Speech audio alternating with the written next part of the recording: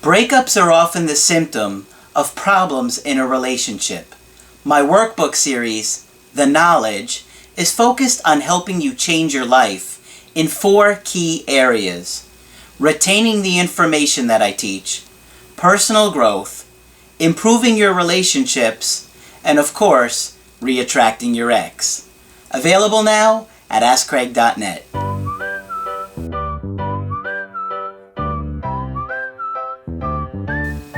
Hi there, I'm Coach Craig Kenneth, and in this video I'm going to be talking about things that make your ex mad. Well, if you're going through a breakup, you definitely don't want to make your situation worse. And it's really easy to do that because there's a lot of different ways that you can do that. When you're going through this situation, you're obviously so scared and you're afraid to do anything, but you're really afraid to lose that person. So it causes you to do a lot of different things that you wouldn't do. And let's face it, a lot of you guys are doing things that make you look kind of crazy. Let's just call it temporary insanity, right? You get so anxious, so fearful, that you just get obsessed. And if your ex knew how you were acting in that situation, they really wouldn't want anything to do with you. They wouldn't want any part of you if they knew what you were really doing behind the scenes. Checking their Facebook 5,000 times a day. Oh, they were logged on, they were logged off. Then stalking them on every social media platform possible in ways that they never thought were possible. Some of you guys are using Snapchat locations and finding them on the map, and I know because you guys tell me and you show me. All kinds of things you guys are doing. So we're going to talk about some of those today. I think I got 4 really good ones that I'm going to go into. But I had a good comment in my Instagram today. I thought, hey, you know what? I'm on Instagram now. You guys can find me on there. And somebody said a really nice comment because I posted something about the workbooks on there. And this is what they had to say. They said, Coach Craig, I'm on page 15 of volume 1. I have found that it lowers my anxiety. And this is one of the unexpected results that I have found from you guys, is that it really is lowering anxiety from you guys across the board. I talked to several people about it today that have been doing the workbooks, and they all said the same thing. And I really didn't plan for that to happen. So I'm so excited because now I'm like, this is incredible. You guys are looking for ways to lower the anxiety. How can I lower the anxiety? And the workbooks have turned out actually to be really helpful in that area. So I'm really happy about that. Thank you so much for creating this. The questions are personally tailored for your specific situations in life. If this is just volume 1, wow, it has given me so much insight. Thank you so much for your sincere efforts in helping us out. You are the best coach out there in the community. Well, thank you so much for saying that. I really do appreciate those kind words from all you guys. And like I said, you can even see this comment on my Instagram. Believe me when I say I used another popular expert breakup coach and I wasn't getting anywhere. And I don't know who that is. They didn't say. I probably don't want to know. However, with just your video about attachment styles and trauma of 20 minutes taught me more of my 20 plus years. Again, thank you so much for all the work you do. I'm still dealing with my breakup. Well, thank you so much for those kind words. And you know, sharing that on Instagram. I am on Instagram and Twitter now, and I try and post little things on there. You'll see I post little funny things or comments or whatever. I just try and find interesting stuff to share with you guys on there. And you can follow me on there and see the stuff that I post, because, you know, I can post stuff that I wouldn't normally post or share in the YouTube channel. I got another email here today, a second one that says, "Hi, Coach Cutie." Coach Cutie, I could go for that. I've been called worse. I am brand new to your channel and just broke up with my boyfriend 2 weeks ago. I was hoping you had any strategies on not making your ex mad at you. I don't want to make my situation any worse. Completely understandable. And so I've come up with some that I thought about today. What I did is I thought about my coachings over the past couple weeks and stuff you guys have been doing. So I thought, you know what, see, these are some of the things, because I do take notes and write things down during our Skype calls, little things here and there. And, afterwards, just to help, if I see any patterns or things that you want to learn or that would be helpful. So these are some of the things that I thought about that with things in regards to making your ex angry or mad. You don't want to make your situation worse, right? So the first one is a really, really big one. Okay, this is absolutely critical. Not respecting their boundaries. I know you guys are so overwhelmed with anxiety that you just cannot make this feeling go away inside, and it's killing you. I know what that's like. I know how hard it is. But you gotta respect your ex's boundaries. You have to respect them as a person.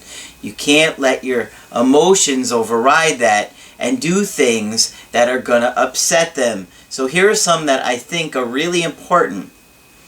Showing up at their work. I know many of you guys will do this. You'll stop by at a lunch break or act like you just happen to go to that place. I mean, some of you guys are in small towns or places where you have to go to their job when you could have went to a bank that's maybe an extra few miles further.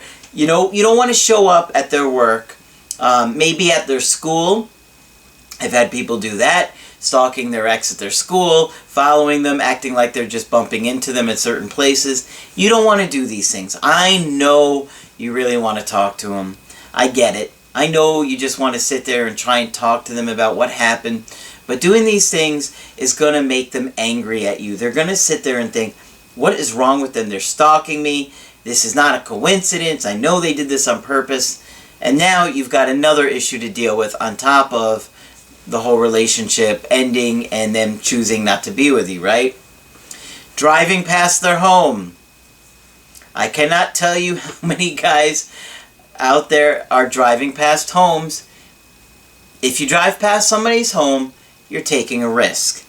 And I have had numerous people get caught driving past their ex's home. As a matter of fact, I just had somebody probably a week or two ago that I got caught trying to turn around in the cul-de-sac. Now, he had family live nearby, but she knew he was driving past on purpose, and she even called him out. And that is so embarrassing, right? What are you supposed to say? There was like nothing he could say. He knew he was busted. She was even laughing about it. But many times your ex isn't going to laugh about it. They're going to get really mad, and they're going to call the police or threaten legal actions against you. And if that happens, you're really going to make your situation go from bad to worse. This is one that I have tried to do in the past, thinking that it was a helpful strategy. It is not. Trying to get their friends or family on your side doesn't work, okay? It's not going to work. I've done it. I've had it backfire on me, and I wouldn't recommend doing it. It's not going to make them want you. It's not going to make them want to work things out with you. It just doesn't work like that. You're going to try and say, well, I remember doing this to one of my ex's family members. Well, I mean, it was the whole family in general. I was trying to get them on their side. Well, they already really were on my side, but like I was saying, would you tell like my ex's brother, like, would you put in a good word for me? I mean, I'm embarrassed now. I'm like, oh God. But at the time I was like so devastated. I was like, would you just put in a good word for me? You know how much I love this girl. Would you please just tell her? Thinking that was going to help. That didn't help. It made her mad, and it made her mad at her family because they were on my side and they were hoping we were going to get back together. So don't try and get the friends and family on your side. It's likely going to blow up in your face, and then they're just going to use that against you, and they're going to hold on to their position even further, right? If they get on your side and you have nothing to do with it, that's one thing, but I wouldn't try and get them to do that. Okay, number 2, promising your ex that you're going to give them all of the things they wanted in the relationship. Not good, okay? Not good. If you've been with somebody for maybe a couple years, let's just say, and they were telling you over and over and over again they needed this thing from you, and you didn't give it, don't sit there and be like, well, I'm going to give it to you now. I promise I'm going to do this. I'm going to give that. I'm going to change. Now they're mad. And they're going to get really mad because you're sitting there and trying to convince them to take you back by saying, I'm going to do these things. Because their point, and it's very valid, is going to be, why didn't you do these things when we were together? Why am I having to break up with you for you to now give me what I need? See the anger there? I know it's going to come your way if you try and say things like, I'm going to give you, maybe you promised them you were going to give them a house instead of living in an apartment, or that you were going to quit a certain job, or stop hanging out with certain people, or quit drinking, or quit smoking. All these things. Now they're like, well, you had your chance. So don't sit there and try and tell them you're going to do it. I know you're really, really tempted, because it feels like, oh, if I just tell them I'm going to stop, they're going to want me back. Nope, that's not going to work. They're going to get mad at you, and you'll see, right? And if it's happened to you, leave your comments below. Share your experiences, okay? Number 3. This is a big one. I think I've done this one before. Telling them that they're not going to find anybody better than you. Oof. I think I've said that before, and it's been a long time ago. I can't remember which ex I said this to, but I remember thinking, oh yeah, I've said this, I've done this. You think that you're saying to them, you're not going to find anybody better than me, and you're not meaning it in like a mean way, you're meaning it in the way of like, you don't know what you're giving up here. You don't want to give all this up. You're not going to find anybody better, so you might as well just stop trying, just don't even try. And, well, obviously, in my case, they wouldn't, obviously, but, you know, whatever. But you don't want to say that to your ex. You don't want to say, it's like a threat, almost, right? It feels like a threat, like, you're not going to get better, and it's like some kind of threat to them not getting what they really want, or that they're going to miss out by giving up on you or walking away from you. And it just has I would say maybe a little bit of a hostile undertone and a superiority kind of attitude of like, I'm so great, I'm so amazing, nobody compares to me. And maybe that is true, especially in my case, like I said. I'm just kidding, of course. Am I? No. But I'm kidding with you guys to make light, because I know what it's like to say things like this and to be tempted to say something like, you're not going to get any better than me. Okay, and the last one I wanted to share is sabotaging anything that they may have going on, like a new relationship.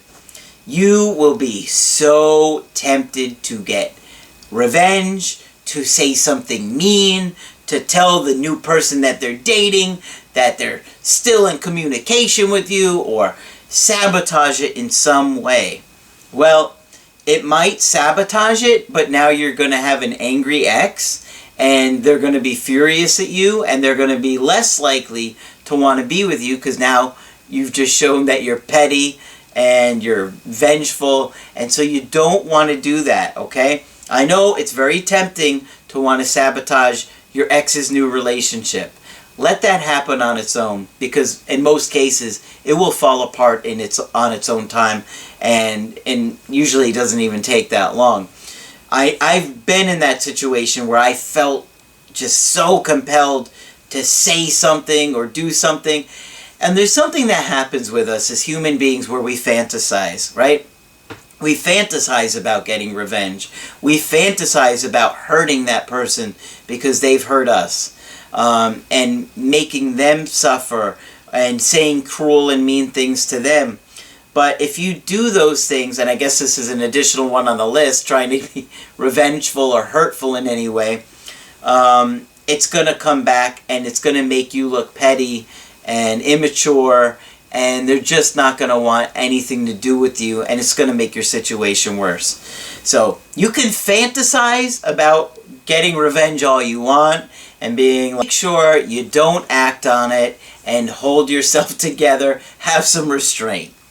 Okay? So, hopefully these have been helpful for you. You guys can find me on Instagram. You guys can find me on Twitter.